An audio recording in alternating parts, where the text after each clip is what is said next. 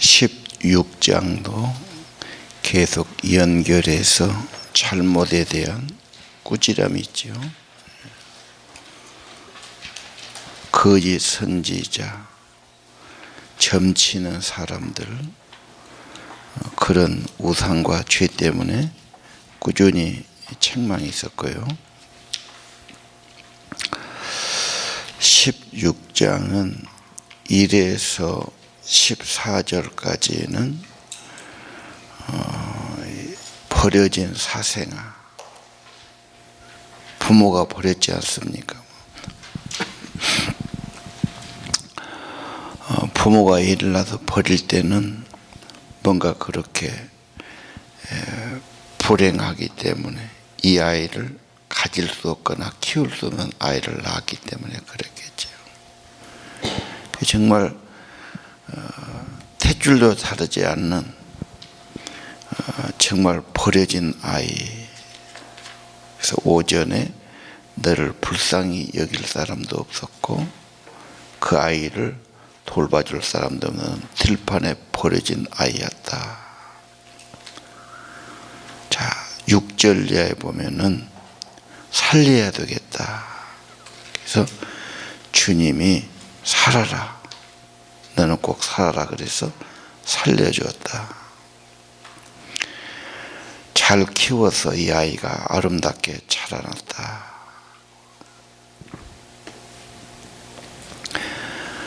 전적인 하나의 어떤 은혜고 사랑이겠죠. 예. 그리고 8절에 보니까 언약을 맺었다. 맹세했다. 너는 내 것이다. 여호와의 말이다. 버려진 사람, 죽을 수밖에 없는 사람, 부모도 없고 뭣도 없는 그런 사람 데려다가 살리는 일이다. 돌봐주고 기르고 그리고 구절리하는 피로 씻겨내고 기름 발라주고 좋은 옷도 주고 신도 주고 보물로 감싸주고 좋은 걸 다 주지요. 그래서 13절에 잘 먹고 잘 자라고 좋은 곳에서 점점 아름다워지고 왕비처럼 되었다. 내가 너를 화려하게 만들었다. 유명한 사람이 되었다. 주 여호와의 말이다 그래요. 여기까지 우리는 인간의 출신이 어떻든 근본 버림을 받았던 우리 주님을 만나서 구원을 받고 은혜를 받고 존귀한 백성이 되고 하나님께서 우리에게 모든 것을 그 은혜를 주고 약속을 맺어서 너는 내 자녀다 그렇게 생각하고 가지 않습니까?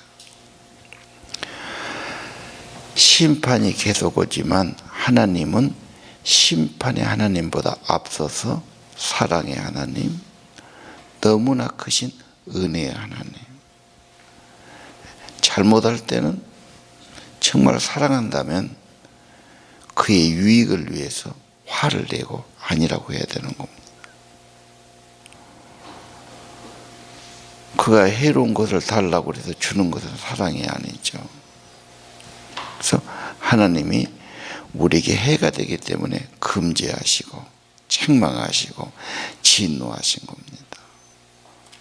사랑이기 때문에 질투하고 화내고 그 길로 오면 안 되기 때문에 그건 법칙이니까요. 하나님이 금지하고 그렇게 하신 거죠. 자, 14절까지 하나님의 은혜, 전적인 은혜고 축복이 있죠. 자, 15절. 그러면 그분의 뜻을 따라 맺은 언약대로 잘 살아가야 되는데 이 아름다움을 잊고는 간음이 시작됐다. 몸을 그들에게 주어버렸다. 이 간음은 영적인 간음, 우상 숭배를 표현한 거죠. 자기 자신을 바쳐버린 거다. 내가 주었던 그런 거 다 우상에게 주어버렸다. 얼마나 어이없고 얼마나 화가 날 일입니까?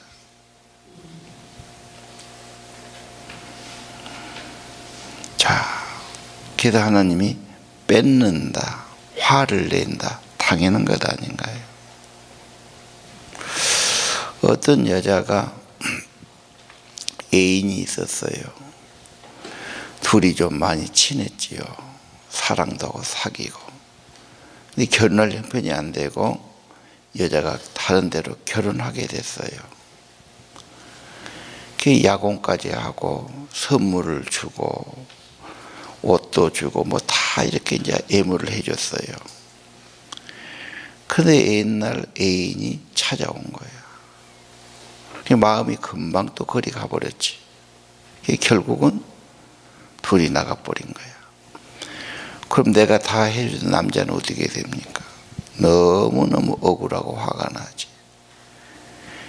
그래서 다 내놓으라고 그래. 갖다 쓸 수 있겠어요? 여자 것 갖다 뭐 하겠습니까? 다 내놔라. 신도 주고 옷도 주고 다 주라. 당연하지요. 내가 준 걸 갖고 입고 다니고 딴 남자 만나고 다니고 뭐 용납하지 않지요. 자, 하나님께 다 주었어요. 다 은혜를 받았습니다. 구원받았고 생명받았고 자제됐고. 근데 하나님의 영광을 위해 살지 않고 우상 앞에 네 몸과 마음을 바쳐버렸다. 그게 진노하고 뺏는 겁니다.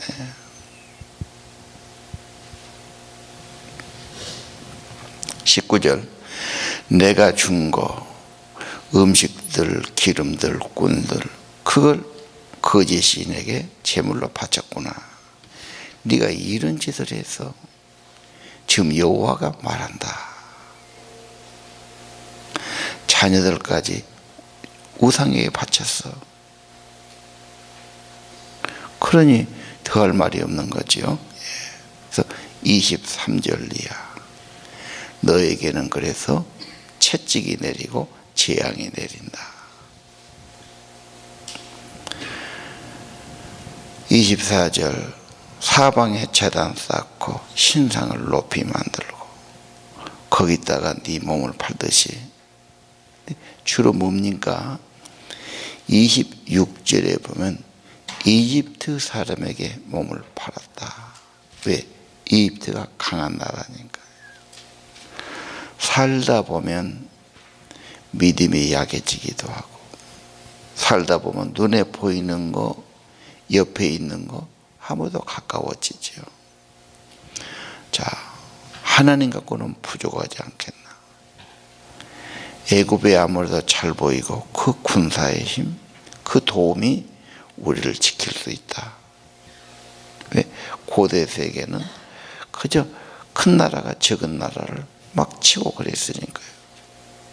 지금은 유엔군이라도 있어갖고 중재도 하고 못하게도 하고 뭐 이렇게 되지만 고대 세계는 전혀 그런 게 아니지 않습니까? 자, 27절, 블레셋. 그래서 하나님은 늘 블레셋을 매로 삼지요. 블레셋이 와서 공격하기도 하고 빼앗기도 하고. 약해지면 블레셋에게 당했지 않습니까? 계속 졌어요. 다윗 때부터 좀 승리한 거죠. 블레셋은 강한 민족이고 철무기를 가졌고 해안가에 살고 뭐 그랬지 않습니까? 자, 그러면 또 어떻게 합니까? 28절, 아수르도 강한 나라입니다. 나중에 29절, 바벨론이 또 강해요. 바벨론에 또 들이붙습니다.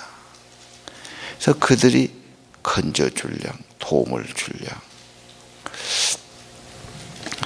누가 돈 많고 세력이 있다 해서 그 사람을 도와줄까요?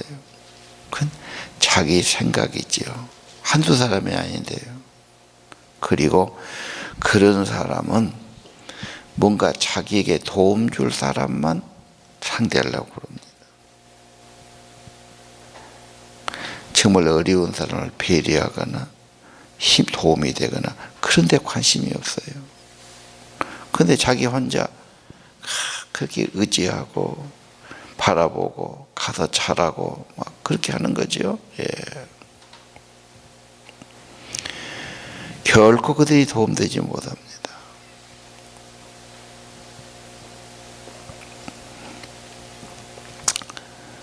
자, 32절. 너는 간음하는 아내다. 남편보다 낯선 남자를 더 좋아한다. 그러니 어떤 남자가 이런 아내를 사랑할 수 있겠습니까? 용서할 수 있겠습니까?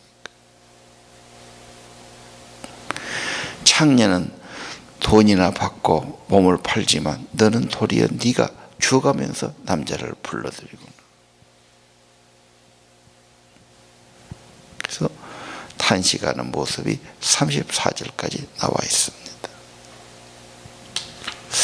우상 숭배하는 사람들 35절. 너는 창녀다.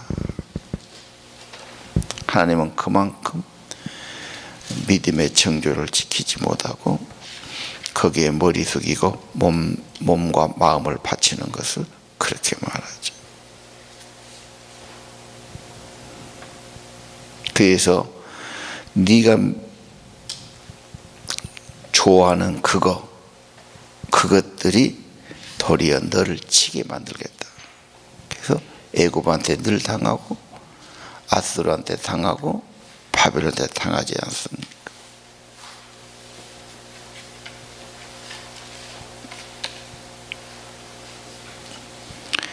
그래서 벌을 받고 하나님의 질투와 진노를 사고 문제가 지금 오는 것을 계속 말씀하고 있습니다.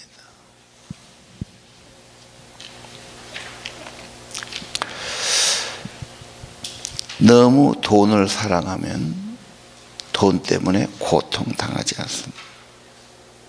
사람 사랑하면 그 사람 때문에 마음 아프고 섭섭하고 배신감을 당하고.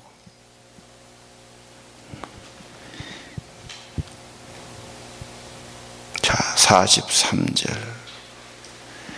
네가 어렸을 때를 기억하지 않고 분노하게 만들었다. 네가 저지른 행동을 갚아주겠다. 혐오스러운 모든 짓, 그리고 음란한 죄가 더 있지 않느냐. 그러면서 44절 이하는 네가 왜 그랬냐. 그 어머니의 그따란 속담처럼 그렇게 된 게 아니냐.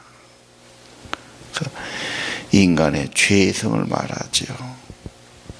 네 어머니는 헷 사람이고 네 아버지는 아모리 사람이고 다 가나안족 속들입니다.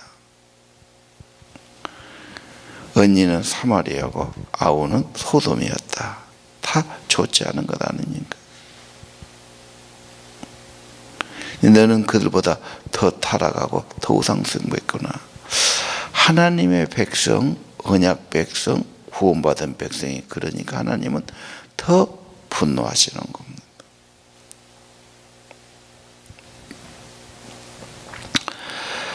자, 그럼 하나님은 심판하고 진노 끝입니까? 하나님은 처음부터 은혜를 주신 분이었고요. 53절 회복이 목적이죠. 매를 때린 것은 정신 차리라고 돌아오라고 매를 때린 거예요.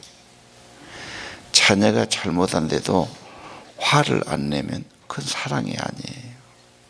가슴 아프고 분노하고 매를 때리고 그 버리려고 아프게 하려고 죽이려고 하는 것이 아예 회복시키기 위한 거였습니다. 오늘 은혜의 하나님, 진노의 하나님 같은 말이죠.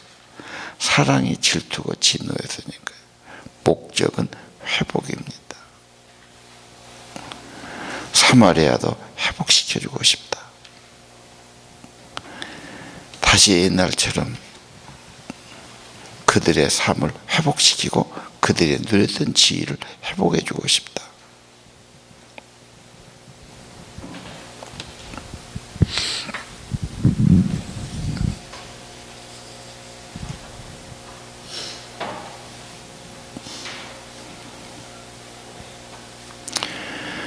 자, 59절. 하나님의 맹세를 무시하고 언약을 깨뜨렸으므로. 약속을 깨뜨리면 언약할 때는 뭔 언약이 있겠습니까?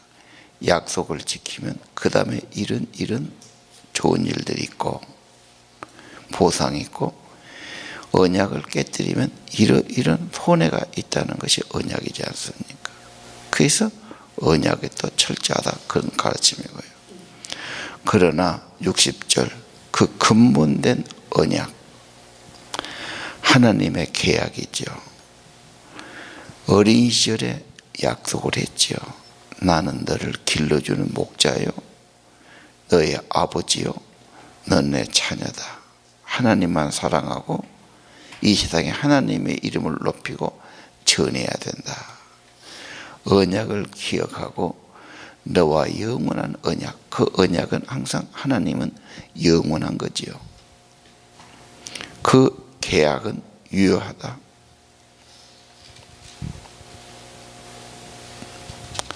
62절, 언약을 세울 것이다. 그 말은 다시 맺는다, 그 말이에요. 이 언약은 예수님이 오셔서 내가 너와 새롭게 다시 언약을 재갱신을 합니다. 그래서 언약의 피다. 구속하신 주님이 언약을 다시 세우죠.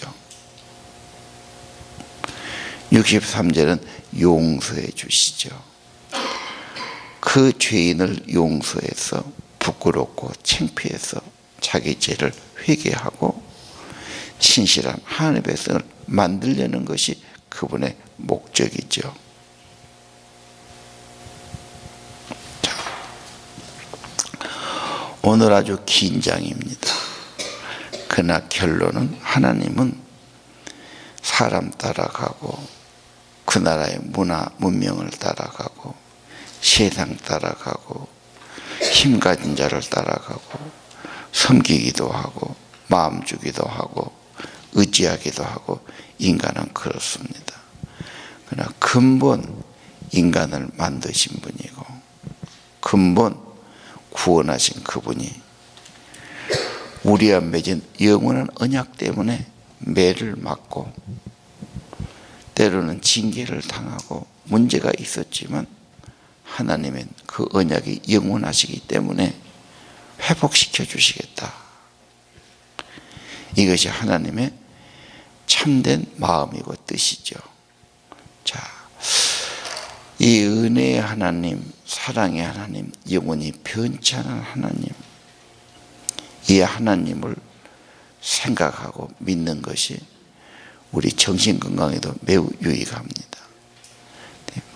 내게 대해서 하나님 무섭게 하고 화내고 벼르고 벌주고 이렇게 하면 인간의 정신이 매우 혼란스럽기도 하고 불안하기도 하고 어두워지는 겁니다.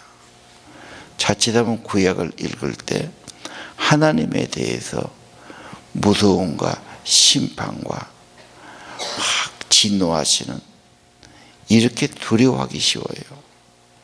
사랑 때문에 그렇습니다. 돌이키려고 그런 것입니다. 본심은 우리를 벌하고 괴롭히는 게 아니지 않습니까? 그러나 잘해도 내버려 두는 또 그런 사람도 아닙니다. 잘못하면 화를 내는 분이시죠. 징계도 하신 분이죠. 그러나 우리를 정말로 망하게 하는 게 목적이 아닙니다. 다시 하나님은 우리를 사랑하시고 회복시켜 주시고 하나님께로 진정 돌아오라고, 죄를 회개하라고, 주님만 섬기는 백성이 되라고, 그리고 하나님은 구할 때 하나님이 영을 부어주지요. 새 마음을 주시고 하나님을 찾는 마음을 주시고 하나님과 회복되는 삶이 되도록 만들어 주실 겁니다. 진노 중이라도 주시는 은혜를 깨닫고 형벌을 받고 어려움 중에도 하나님의 약속과 은혜를 바라보시기를 바랍니다. 기도합시다.